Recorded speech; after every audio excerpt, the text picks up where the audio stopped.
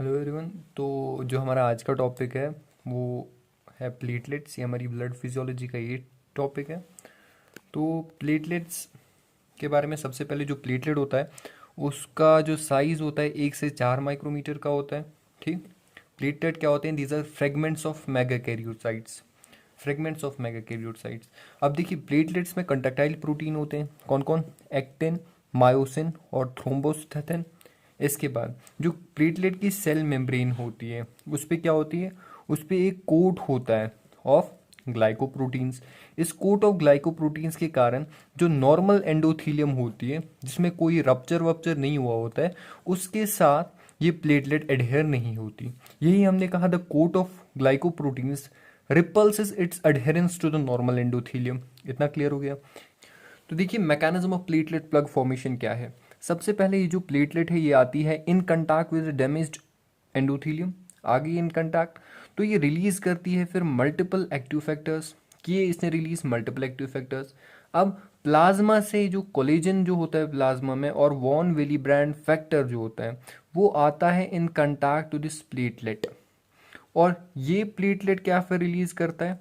ये platelet release करता है थ्रोम्बोक्सिन A2 और एडीपी। क्या क्या रिलीज करता है? एडीपी और थ्रोम्बोक्सिन A2।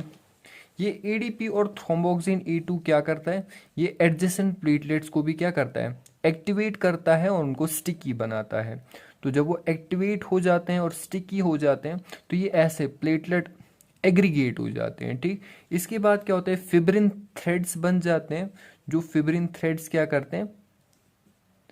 इन प्लेटलेट्स को अटैच करवाते हैं आपस में। ठीक। और किसके साथ? रप्चर्ड एंडोथीलियम के साथ। तो ऐसे प्लेटलेट प्लग बन जाता है। देखिए कितना आसान है प्लेटलेट प्लग बनना। सबसे पहले क्या होता है? ये प्लेटलेट आता है in contact with the ruptured endothelium. ये रिलीज करता है मल्टीपल एक्टिव फैक्टर्स। उन मल्टीपल एक्टिव फैक्टर्स के कारण जो प्लाज्मा है प्लाज्मा से आता है वॉन विली ब्रांड फैक्टर और उसके साथ साथ कोलेजन। वो इस प्लेटलेट के साथ अटैच हो जाते हैं और ये प्लेटलेट रिलीज करता है एडीपी और थ्रोम्बोक्सिन A2। एडीपी और थ्रोम्बोक्सिन A2 रिलीज करने के बाद क्या होता है? जो एडजेसेंट प्लेटलेट्स होते हैं वो भी एक्टिवेट हो जाते हैं और वो स्टिकी हो जाते हैं। फिर ये क्या होता है? ये सारे प्लेटलेट्स एग्रीगेट हो जाते हैं। ठीक। और फिर फिब्रिन थ्रेड्स बनते हैं जिनके कारण क्या होता है? प्लेटलेट प्लग बन जाता है। इतना क्लियर हो गया? तो ये तो हमने अभी तक देखा कैसे प्लेटलेट प्लग बनता है। इसके बाद हम देखते हैं कुछ टर्म्स, कुछ जनरल टर्म्स जो शायद आपको पहले से ही पता हो। सबसे पहले थ्रोम्बोसाइटोपिनिया यानी प्लेटलेट्स का नंबर कम होना। थ्रोम्बोसाइटोपेनिक परप्यूरा यानी जब प्लेटलेट 50,000 से कम हो जाते हैं तो इस कंडीशन को हम बोलते हैं थ्रोम्बोसाइटोपेनिक परप्यूरा। इसमें क्या होता है? जो पेशेंट होता है पेशेंट में पर्पलिश ब्लॉचेस आ जाती है पूरी स्किन पे। ठीक। वो क्यों आ जाती है? क्योंकि हर जगह से छोटी छोटी वेसल जो है वो रप्चर होने लगती हैं।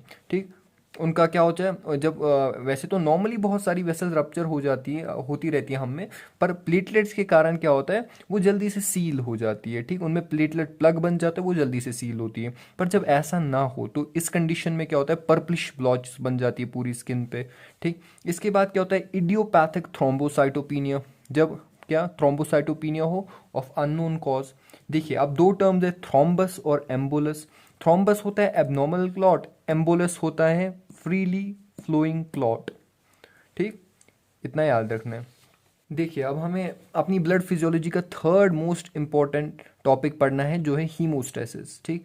हमें दो टर्म्स देखनी है, एक तो है होम्योस्टेसिस, होम्योस्टेसिस, दूसरी है हीमोस्टेसिस। होम्योस्टेसिस में क्या होता है? होम्योस्टेसिस में maintenance of constant internal environment. और हीमोस्टेसिस क्या होता है? Prevention of blood loss. तो हीमोस्टेसिस हम यहाँ पे देख रहे हैं, होम्योस्टेसिस हम बाद में देखेंगे। हीमोस्टेसिस में हमें देखना है कि ब्लड लॉस को कैसे हम प्रिवेंट करते हैं। तो देखिए ये जो ब्लड लॉस है, blood loss can be prevented by several mechanisms. ठीक। इसमें चार मैकेनिज्म्स होते हैं, चारों मैकेनिज्म्स को हम समझते हैं। सबसे पहला होता है वेस्कुलर कॉन्स्ट्रिक्शन।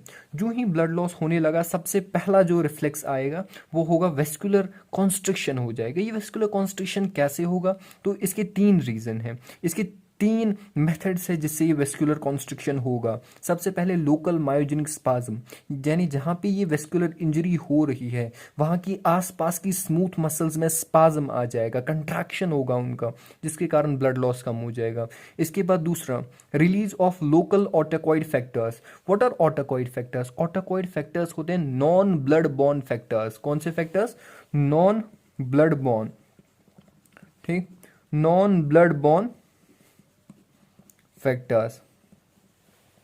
तो ये रिलीज होंगे जिनके कारण भी वेस्कुलर कंस्ट्रिक्शन होगा। और नर्वस रिफ्लेक्सेस, तो these are the three reasons due to which this vascular constriction occurs. Okay, इसके बाद हमें क्या पढ़ना? इसके बाद फॉर्मेशन ऑफ प्लेटलेट प्लग होगा।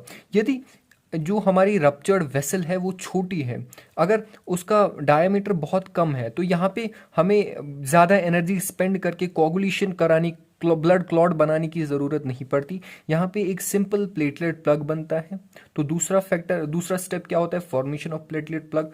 अगर अब क्या जो रप्चर्ड वेसल है वो बहुत बड़ी है, तो वहाँ पे प्लेटलेट प्लग से काम नहीं चलेगा, वहाँ पे हमें अच्छे से ब्लड कोगुलेशन करानी पड़ती है। तो वो ब्लड कोगुलेशन देखिए 3 से 6 मिनट तक जो एंटायर ओपनिंग होती है, ये सारी ओपनिंग किससे भर जाती है? Is filled with clot. और इसके बाद 20 मिनट से 1 घंटे के बीच में क्या होता है? ये जो ब्लड क्लॉट है ये रिट्रैक्ट करता है। ये क्या करता है? रिट्रैक्ट करता है।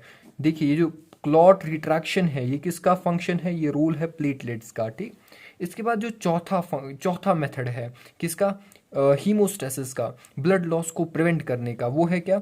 ये जो क्लॉट है या तो इसका फाइब्रस ऑर्गेनाइजेशन होगा या तो डिसोल्यूशन होगा। फाइब्रस ऑर्गेनाइजेशन होने का क्या मतलब है? देखिए ये क्लॉट बन गया तो इस क्लॉट को इन्वेड करेंगी फिब्रोब्लास्ट। कौन सी?